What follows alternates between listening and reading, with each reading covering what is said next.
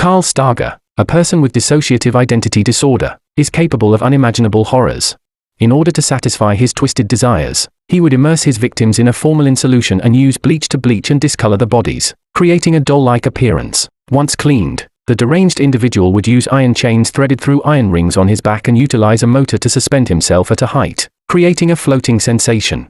After completing his macabre ritual, Carl Stargher would discard the bodies in conspicuous locations by the roadside, intentionally leaving them for the authorities to find. This was already his 7th consecutive murder, and Police Chief Peter Novak analyzed 2 possibilities: either the killer knew the police couldn't catch him, or the killer wanted to be caught. Carl Stargher's inner self indeed desired to be apprehended. The reason behind this desire stems from his tragic childhood. Even playing with a doll was met with abuse from his father, who used an iron to torment him. Years of torment led Carl Stargher to develop severe dissociative identity disorder. As a result, when he grew up, he could not suppress the demonic persona within him whenever he encountered women who resembled dolls on the streets. The benevolent persona of Carl Stargher no longer wanted to continue this way, hence his strong desire to be captured by the authorities. As usual, Carl Stargher would first use his dog, afflicted with albinism, to attract the attention of his female victims. Once they took the bait, he would unexpectedly incapacitate them from behind. However, this time, the kind persona of Carl Stargher deliberately left behind a dog hair at the crime scene. Coincidentally, this dog hair became the breakthrough for the police. Testing revealed that the dog had a rare form of albinism. Combined with the local pet registration list, they quickly traced it back to Carl Stargher. The police immediately took action, surrounding his residence. However, to their surprise, when they found Carl Stargher, he had already collapsed on the ground. Nevertheless, they had managed to bring the disturbed killer to justice. Yet, during the process of gathering evidence, Peter Novak discovered a survivor trapped in a glass cell, still alive.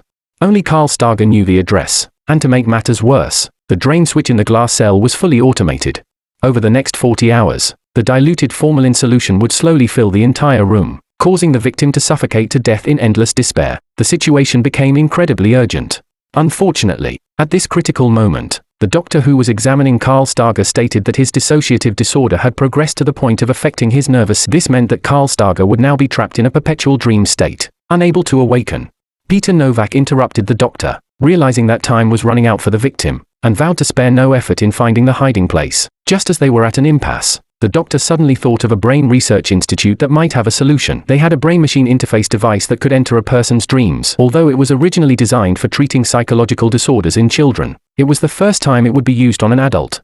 However, the situation of the victim was extremely dangerous, and the senior management of the research center unanimously agreed to initiate dream traversal, and in charge of this mission is one of them, the most outstanding performance of the psychiatrist Dr. Catherine Deane. But apparently, everyone here does not know how terrible the dream world they are going to enter next. Before entering the dream world of the psychopathic killer, there are still some preparations to be made. An operator on the side of the left arm injected Catherine Deane with a catalyst, and so on. The brain's nerve after the transfer of chromosomes was completed. The head was covered with a flexible integrated circuit screen displaying the image. The last step was to check the micro switch on the tiger's mouth of the left hand. When the operator wanted to end the dream travel, he would press it to return to reality. With everything ready, Catherine Deane entered the dream of the deranged killer through the integrated display screen on her head. At this time young Carl Stargher was being baptized by Fr.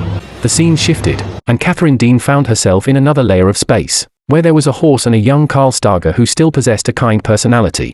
Why do we say he was still kind? Because just 1 second before the imminent danger, young Carl Stargher saved Catherine Deane.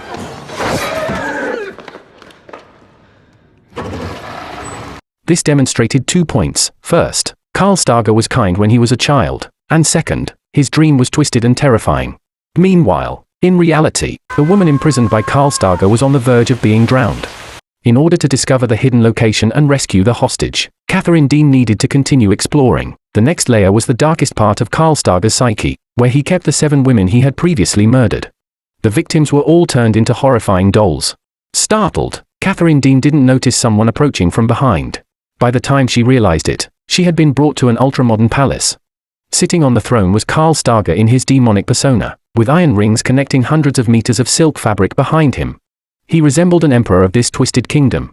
Terrified, Catherine Deane quickly pressed the termination switch. Police Chief Peter Novak received a call and immediately rushed to the research facility. He looked at the shaken Catherine Deane and felt deeply guilty. However, the automated water-filling system that trapped the victim continued to mercilessly spray water. Ironically, the unconscious Carl Stargher was the only person who knew the exact location. Catherine Deane knew she couldn't stand by and do nothing, but once she entered Carl Stargher's dream, she might never wake up again. Peter Novak began to play the emotional card with Catherine Deane, combined with his personal charm, and ultimately managed to persuade her. On the second attempt, the organization decided to bring Carl Stargher's pet dog as an added precaution, hoping for a breakthrough. This time was different. With the guidance of the dog, Catherine Deane quickly found the young Carl Stargher, who still possessed a kind personality. However, during the questioning process, they accidentally broke a plate. Young Carl Stargher hurriedly hid Catherine Deane in the closet, sensing that something bad was about to happen. Through the cracks in the closet door, Catherine Deane witnessed Carl Stargher's father brutally abusing him, a scene so cruel it was horrifying. This incident directly contributed to Carl Stargher's severe dissociative identity disorder as he grew up. Suddenly, a sound came from behind, and the scene shifted to the adult Carl Stargher's first murder. However, his demonic persona had not yet awakened at this point.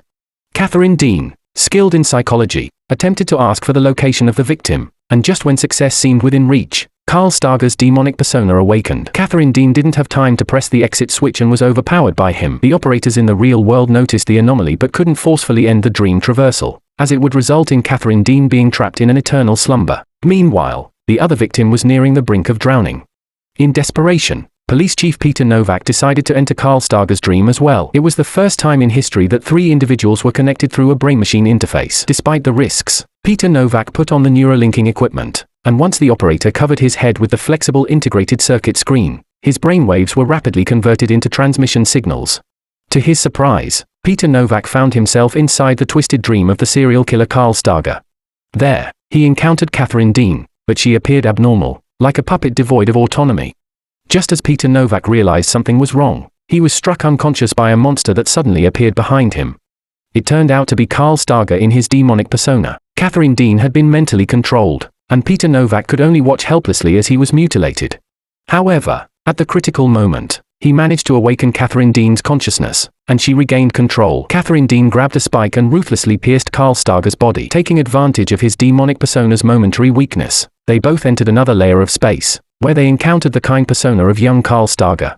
In the middle of this space was a water tank, the location where the 8th victim was held captive. Observant Peter Novak noticed a familiar symbol from outside the box. It belonged to a custom carving company called The Sculptor. However, Carl Stargher had fully reverted to darkness and took away his younger self. This meant that Carl Stargher had completely succumbed to his demonic persona. Nevertheless, Peter Novak had obtained a valuable clue. They quickly pressed the termination switch and returned to reality. Through the investigation of their colleagues, they discovered the exact location of the customization company named The Sculptor in Carl Stargher's basement.